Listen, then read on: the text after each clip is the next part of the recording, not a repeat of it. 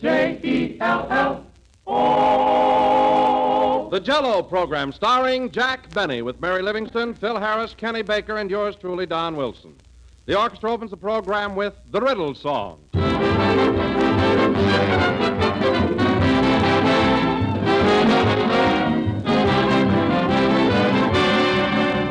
Well, it seems that nowadays boys and girls know what's good for them and like it.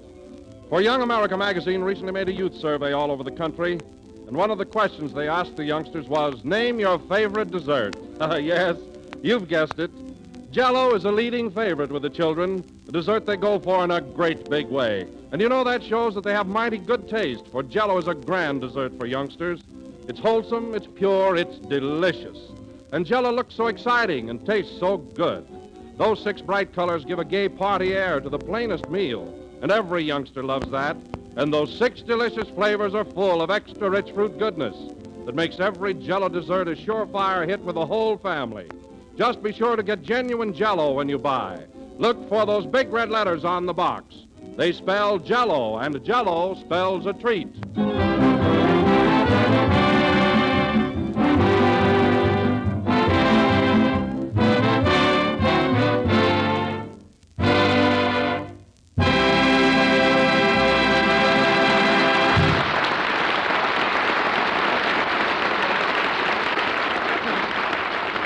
And now, ladies and gentlemen, we bring you that genial host of Beverly Hills, a man who is famous for his lavish and extravagant parties, Jack Benny.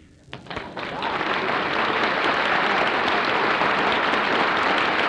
eh?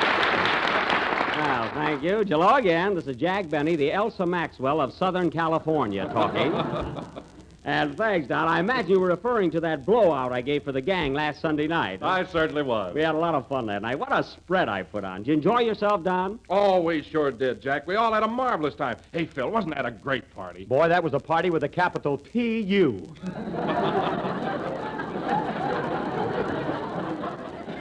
Phil, I might have known you wouldn't like it. What do you expect at a party anyway? Well, for one thing, I expect to eat. Eat? Brother, you handed out that food like it was radium.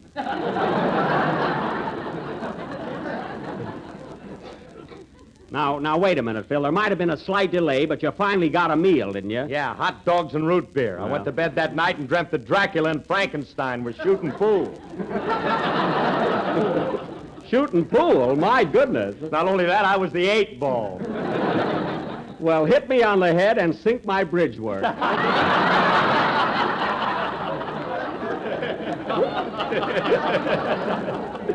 Well, I wasn't going to admit it, fellas. No, Ray, I wasn't going to admit it, but those hot dogs got me, too. Boy, what I went through. What happened, Jack? Did you have a nightmare? I think so. I was never a totem pole before. I got so excited, I punctured my hot water bag. Well, you should have known better than to serve that kind of food late at night. All right, Harris, I'll make a note of that. And incidentally, that's the last time you'll ever be invited to my house. You couldn't get me in that dump again with a subpoena. Well, don't worry your pretty little head about that. You're just jealous because I made such a hit with that girl you brought to the party. You mean Barbara? Yes, Barbara. You didn't get any closer to her than War Admiral did to Seabiscuit. Oh, yeah? Well, when she went out the door, I was only 2 lengths behind her and moving up fast.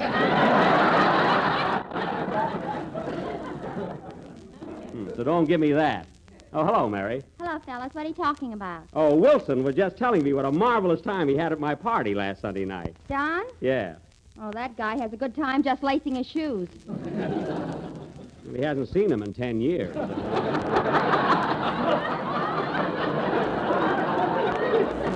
But Mary, now. Really, Mary, don't... Now, wait a minute. Don't tell me you didn't enjoy yourself at my party. Well, I had a swell time, Jack, but gee, those hot dogs and root beer. Gosh, what a horrible dream I had. Oh, you too, huh? Yeah, I dreamt that Clark Gable was chasing me up the Empire State Building. Clark Gable? What's horrible about that? He didn't catch me. Oh, that's too bad. I'm going to eat ice cream and pickles tonight and give him another chance.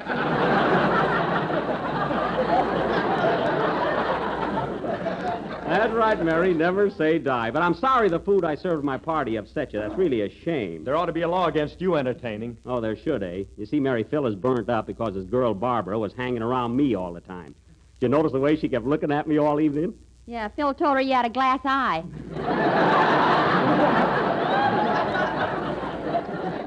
Oh, so that's why she asked me to cry. I didn't know.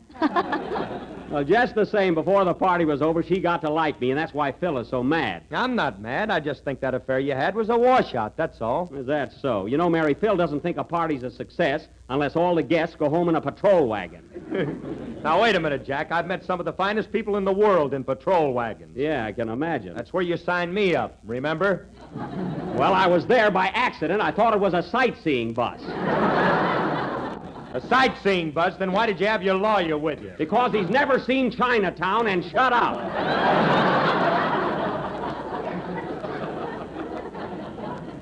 Gosh. She alibi everything. But you know what hurts me, fellas? It's the first time any of you have ever been in my new home and you haven't said one word about it. Well, Jack, I meant to tell you all about that. I think your house is simply exquisite. Thanks, Don. Gee, I love that big fireplace in the library. Isn't it cozy? Oh, it's just ducky. Oh. But, Jack, I saw a cement mixer in your kitchen. Now, what's that for? That cement mixer? Yeah. Jack makes his own grape nuts. I do not. That cement mixer just happens to be an antique. But you know what kills me? You didn't notice the nice things I have in my house. What about that lovely thick oriental rug I've got? You mean the one in the living room? Yes. I got a Palm Beach suit that's thicker than that.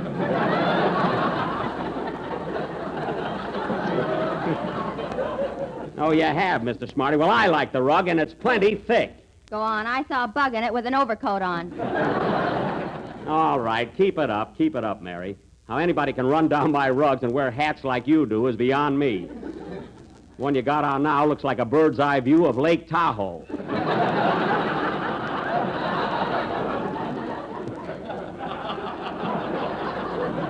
If I had a hat like that, I'd wear a veil, too.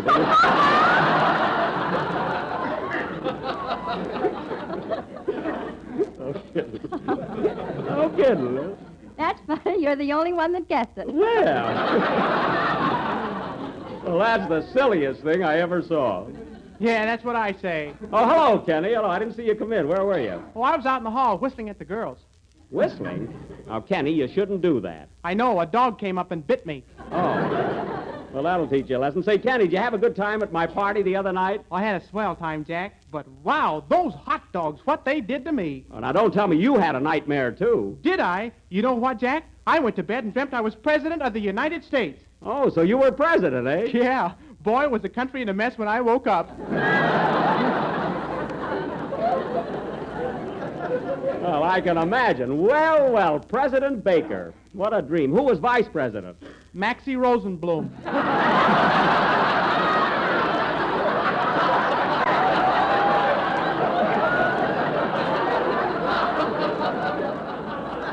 Oh, quite an administration there, huh?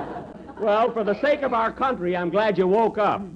Say, Kenny, getting back to the party, though, that was the first time you saw my new house, wasn't it? Yes, it was. Gee, it's beautiful, Jack. And those paintings in your living room are the last word. Oh, they are masterpieces, every one of them. Oh, I like the picture of the girl's head that hangs over the fireplace. Oh, you mean the Mona Lisa? Yeah. Mona Lisa? Why, Jack, the Mona Lisa has a smile on her face. And the girl in your picture's frowning. Frowning? Yeah. Darn that Rochester. I told him he was hanging it upside down. He knows absolutely nothing about art. Say, Jack, tell him what he did with your painting of Napoleon. Yeah. What was it, Jack? Oh, he hung the picture sideways, and Napoleon's hand kept falling out of his vest.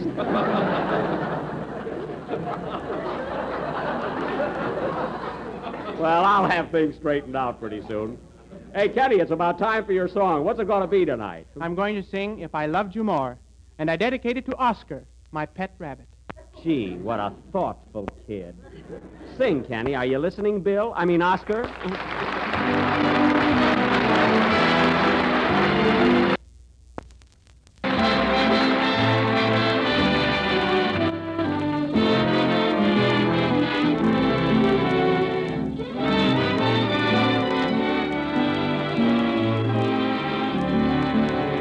If I loved you more, I'd need another heart. The heart I have is filled with love for you.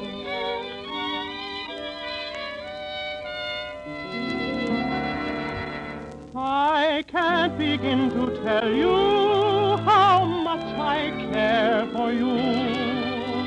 Words are all in vain. Oh, how can I explain? If I loved you more, I'd need another heart. The heart I have is filled with love for you.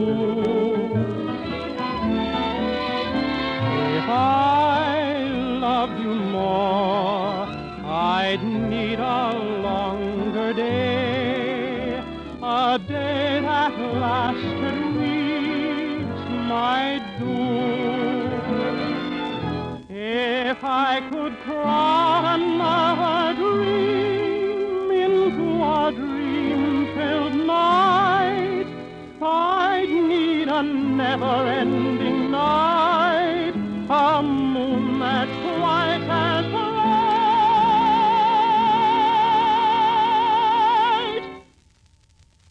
If I loved you more, this great big world would be so much too small for me.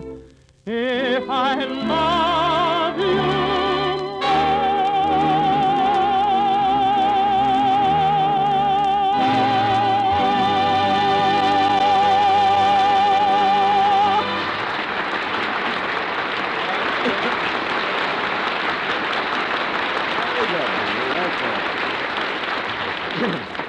That was If I Loved You More, sung by Kenny Baker. And, Kenny, I could tell that came right from the heart.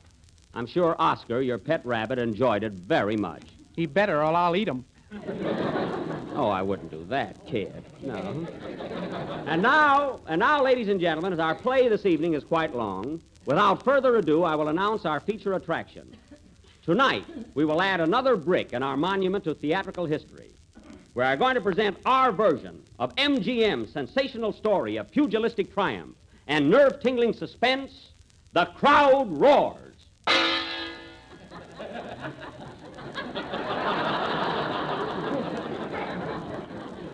Thank you. Now, I will play the part as portrayed on the screen by Robert Taylor, that of a prize fighter who battles his way to the top, fighting and knocking out the toughest men the ring has ever known. Mary, I want him to believe this. Please. Now, Mary will play the part of Sheila, my sweetheart, as portrayed on the screen by Maureen O'Sullivan. Why don't you get her and leave me alone? Well, if you want to know something, prima donna, I came darn near getting Maureen O'Sullivan. Well, why didn't you? Well, unfortunately, she thinks I'm repulsive.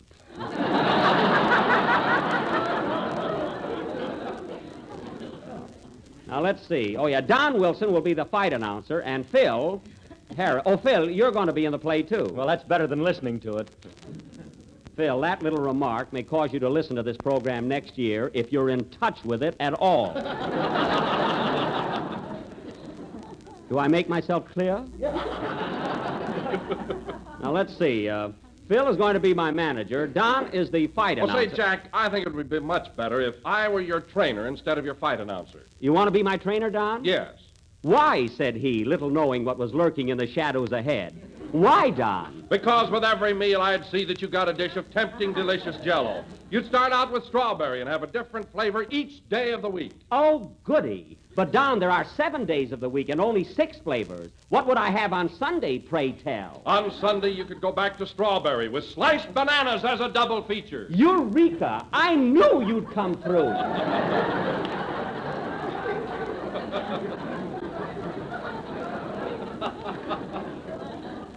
Now, let me see. Where was I before I fell into this trap? Oh, yes.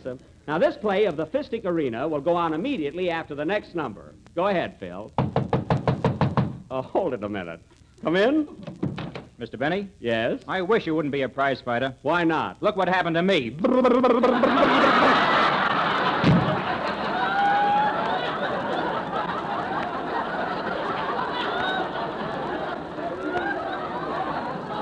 Oh, I was wondering how he got that way. Play, Phil.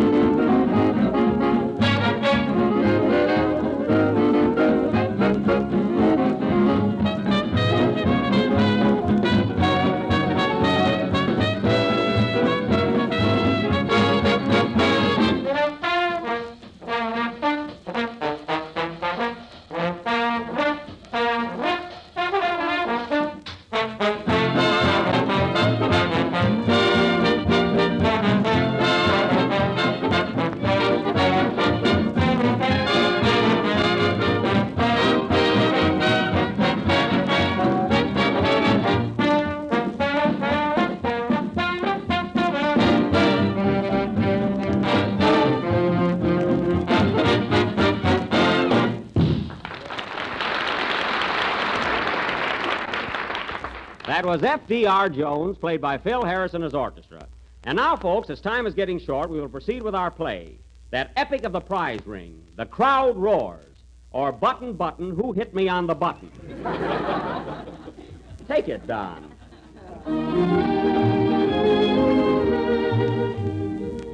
The scene is the home of the Bennies in the thriving little town of Waukegan, Illinois, many years ago. As the curtain rises, we find Master Benny, a child of 6, busy in the library. Curtain?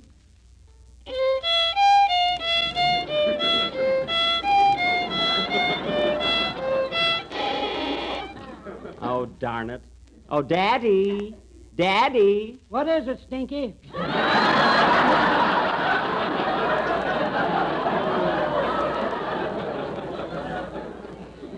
Daddy, can I go out with the other kids? Not until you finish your lesson. Say, what's that tune you was playing? Schubert's Unfinished Symphony, and I'm not surprised. Yeah, neither am I. Say, Daddy, why do I have to keep practicing? I don't want to be a violinist. I want to be a prize fighter. Prize fighter? Why, son, you couldn't lick a popsicle. I could, too. Now get going to your lessons. I don't want to hear another word out of you. Oh, all right. Hey, wait till I get out of here.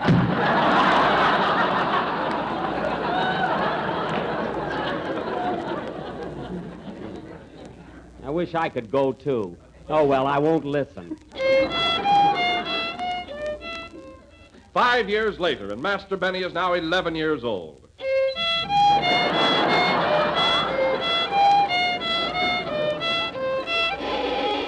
Oh, there I go again.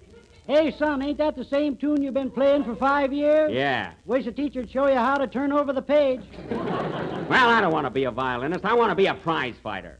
Why, only yesterday I beat up that Stewart kid that lives across the street. You mean Jimmy Stewart? No, Gloria.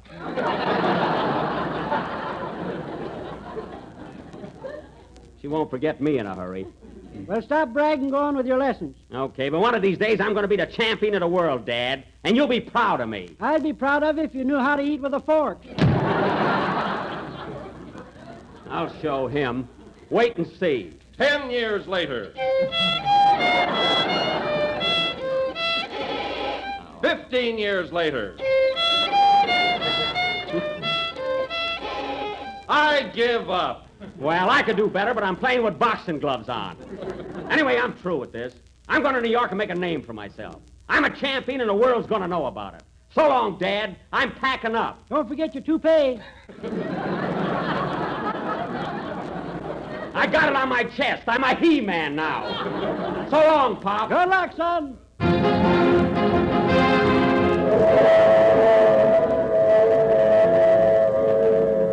3 years have elapsed, and Jack Benny has made rapid strides as a prize fighter. After a series of sensational knockouts, he is now known as Killer Benny. That's me, folks, a tiger if there ever was one. We now take you to the Killer's training camp, where he is working out with his manager, Curly Harris. Ouch! Hey, Curly, What do you want, killer? I wish you'd get me a new punching bag. This one keeps punching me back. Never mind that. Did you do your road work this morning? No, I couldn't find my broom.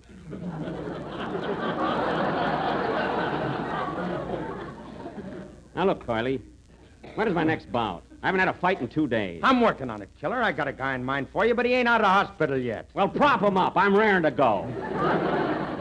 I'll get you a fight pretty soon, but I'm warning you, killer. You better start saving your dough. Why, you throw away your money like Diamond Jim Brady. I don't throw away my money. I know that, but this happens to be the play.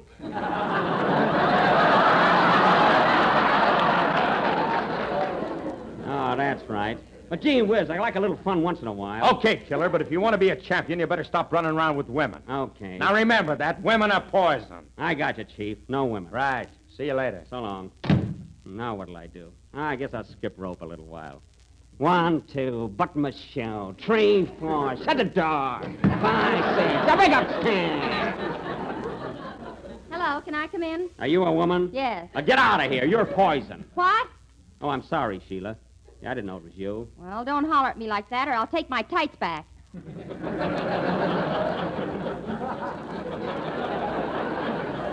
Well, I said I was sorry. I'm nervous, Sheila. I want to fight. Well, how you shaping up, killer? Fine. Look at these arms. They're like steel. Yeah, what are those bumps on them? Rivets. You're looking at the next champ, Sheila. Get these muscles. Look at his physique. I've seen better physiques on parsnips.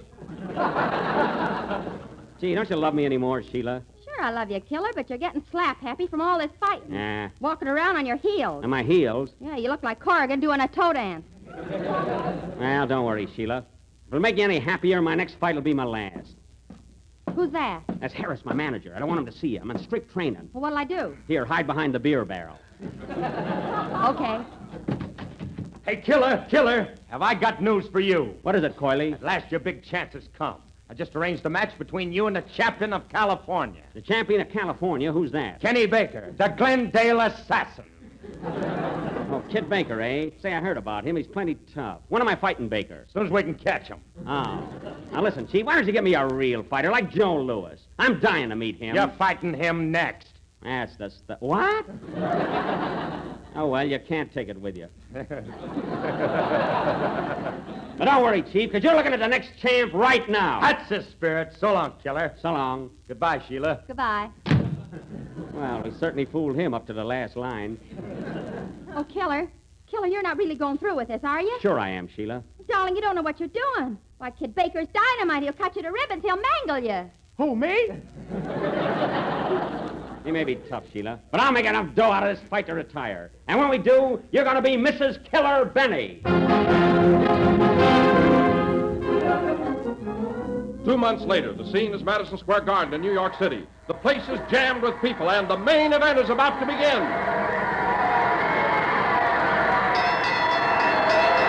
Ladies and gentlemen, this is the main event. In this corner, in black tights, we have the champion, Kid Baker, the Glendale assassin.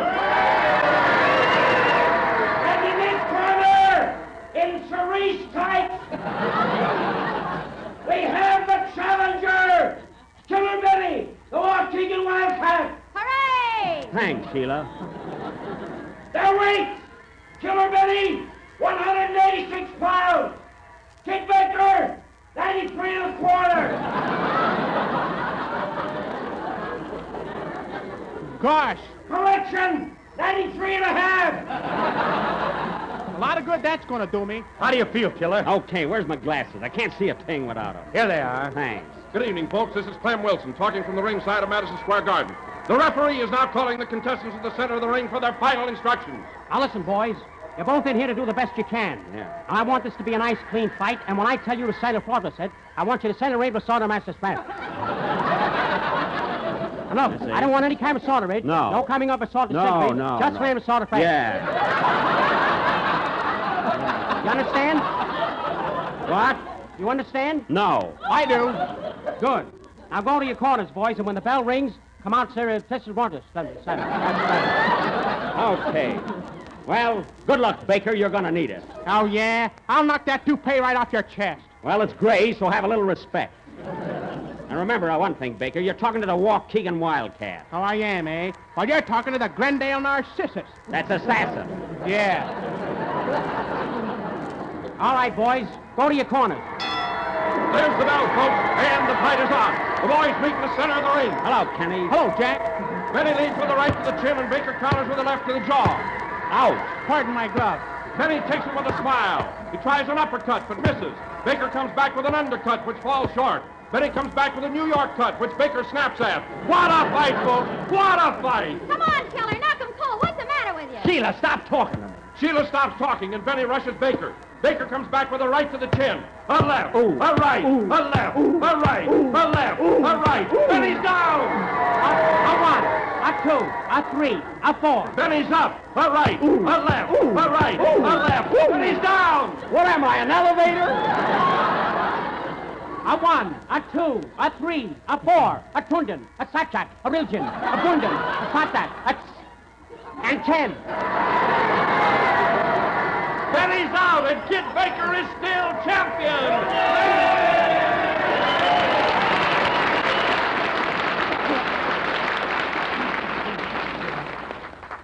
Oh, Killer. Killer, say something. Speak to me. Speak to me.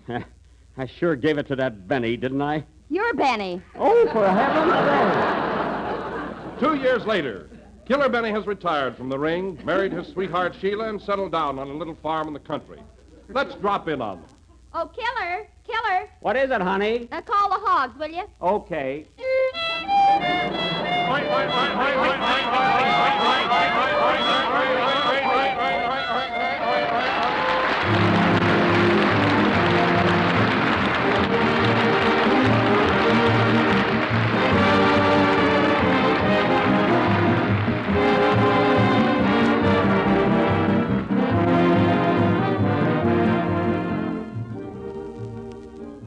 One of the oldest sayings I know is still as true as ever. Variety is the spice of life. And here's a grand new dessert to add variety to your meals. It's the new Jell-O Vanilla Pudding, a creamy, smooth pudding dessert that's simply swell. It's so tempting to look at with a beautiful color and a real satiny texture.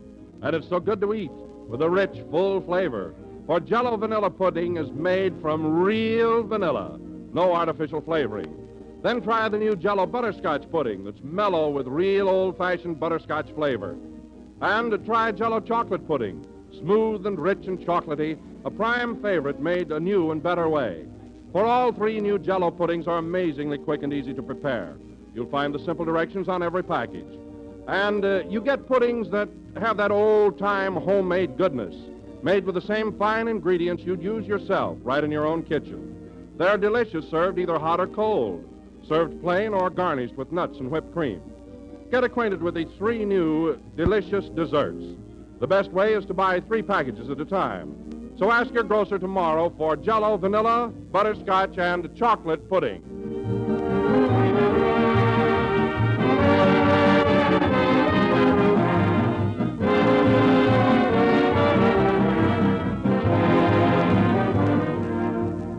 This is the last number of the 6th program in the new Jell-O series, and we'll be with you again next Sunday night at the same time. I hope you all liked our little play tonight, The Crowd Roars. Gee, Jack, I think you played your part swell. You were so natural and convincing. You look so cute in your tights. Oh, Mary, this is only a play on the radio. I'm not wearing tights. Oh, no, take a look. Oh, darn it, my suspenders broke again. Good night, folks. Give me a pin, Mary.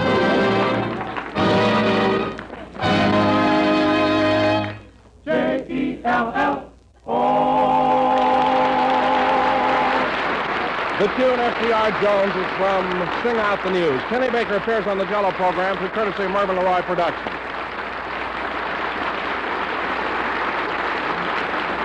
This is the National Broadcasting Company.